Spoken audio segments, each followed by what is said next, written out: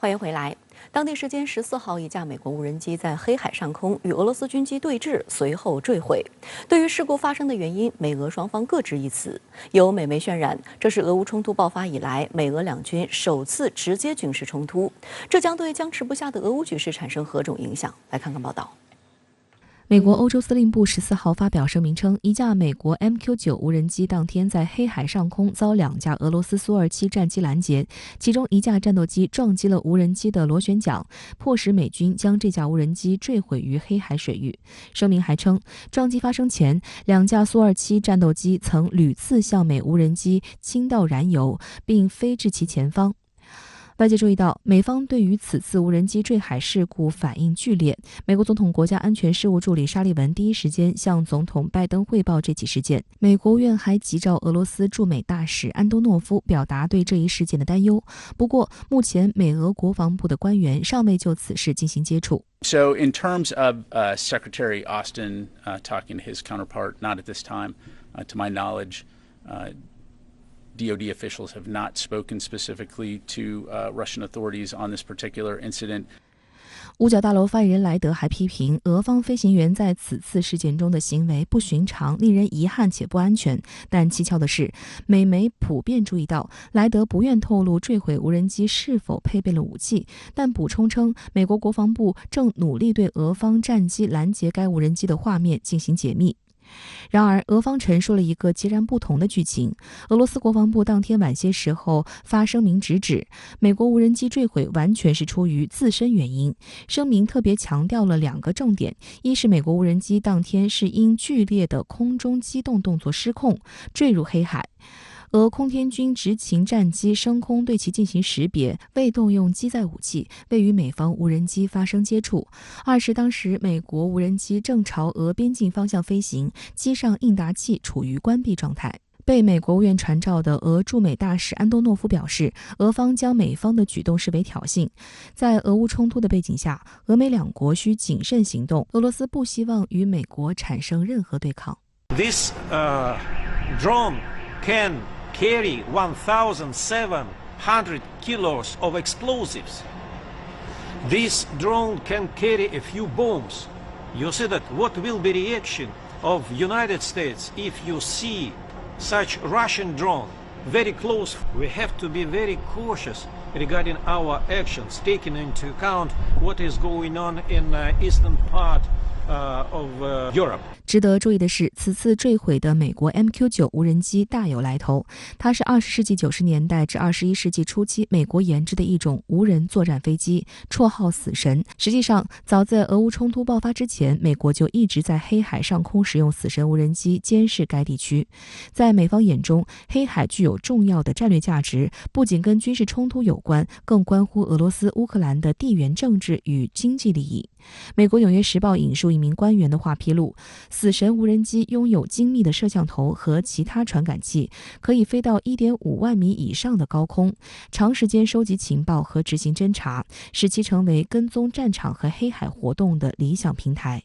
We have been able to track the flights of many Reaper drones over the Black Sea over the course of the war and before, and they essentially fly in almost circular pattern, almost on a daily basis. We know Russian jets have flown as well. Of course, what's different here is the interaction, frankly, the collision between these jets. 在残骸被打捞起来之前 ，MQ-9 无人机究竟因何而坠海，不得而知。时事评论员宋忠平向深圳卫视分析，死神无人机身经百战，由于机械故障、技术问题而坠毁的可能性并不大，而俄罗斯直接开火击落的概率也微乎其微。针对美方称，很可能是俄罗斯苏27战机以类似巴伦支海手术刀的方式对死神无人机的发动机包括螺旋桨进行切割，宋忠平认为这种方式难以掌控。巴伦支海手术刀行动发生在冷战期间，一架苏27在巴伦支海上空从一架挪威空军 P3B 反潜巡逻机右翼下方高速掠过，用垂直尾翼在 P3B 的右侧的1号发动机上像手术刀一般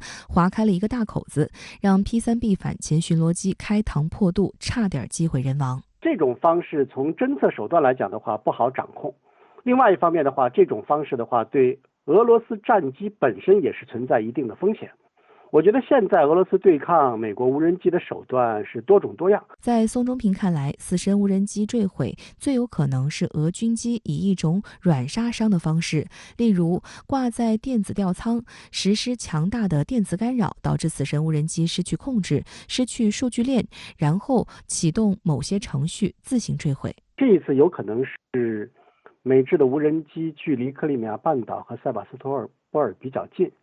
所以俄罗斯采取更加抵近的方式来加以拦截。苏两栖战机可以凭借自己强大的空中优势能力，尤其是通过它强大的发动机尾流来制造不稳定的空气流动，来对飞行稳定性要求比较高的死神无人机带来巨大的干扰。通过这种气流的扰动导致无人机失稳坠毁，这种可能性也是比较大。也就是俄罗斯通过这种方式，实际上是一种软杀伤的方式，并没有接触到美国的无人机，导致无人机坠毁。在俄乌冲突仍僵持之际，外界高度关注美俄这一突发事件会否令局势升级，因为俄罗斯多次对靠近克里米亚半岛的美国情报飞行器表示担忧，还曾指责说，通过向乌克兰提供武器并共享情报信息，美国及其盟友实际上已经卷入了冲突。不过，复旦大学国际问题研究院俄罗斯中亚研究中心副研究员马斌分析指，美俄之间存在双向试探，但所谓的美俄首次直接军事冲突大概率不会升级。这次事件发生之后我们看到不管是美国方面还是俄罗斯方面，现在都在进行一个披露信息，还有一个呢就是在进行一个沟通。到目前为止的话，现在这个事件仍然是处在一个外交处理的轨道上，这种危险的升级并没有发生，更多的还是在外交层面上相对低调的或者说相对谨慎的处理这个问题，避免这个问题会上升到影响两国关系，甚至是影响两国在这个俄乌冲突这个问题上带来一些危险步骤的一些行为。宋忠平也认为，美俄都不会想让事态扩大化，而最根本的原因是美军派遣无人机来实施抵近侦察，并进入到俄罗斯划设的禁飞区，自身理亏，因此美国一定会抗议，但最终也无可奈何。现在美国的无人机被击落，从美国的角度来讲的话，未必会报复。毕竟美俄双方在俄乌军事冲突期间都极力避免双方之间爆发直接的军事冲突，包括之前在2019年，伊朗击落了美国 RQ-4 全球鹰无人机，后来美国也是吃了一个哑巴亏。那么美国在这个问题上，它也不可能以报复的方式来让美俄之间爆发军事冲突，这个不符合美国的实际利益，而且本身这也属于是偶发的一个事件。需要指出的是，截至目前，坠海无人机的残骸还未被发现，美国尤为精神紧绷。美国白宫国家安全委员会战略沟通协调员科比声称，美国正在采取措施，确保在黑海上空坠毁的无人机不会落入错误的人之手。观察指出，对美军来说，一旦无人机的残骸被俄方捕捞获得，其涉及的军事机密将泄露，而飞机残骸究竟如何打捞、如何归属，才是俄美双方未来谈判的重点、焦点和难点。打捞问题的话，这个应该是这个事件后续发展的一个非常非常关键的点。美俄双方可能会在这个问题上有一些暗战，但是呢，它不会把这个暗战上升为两国外交和政治方面的一个大事件。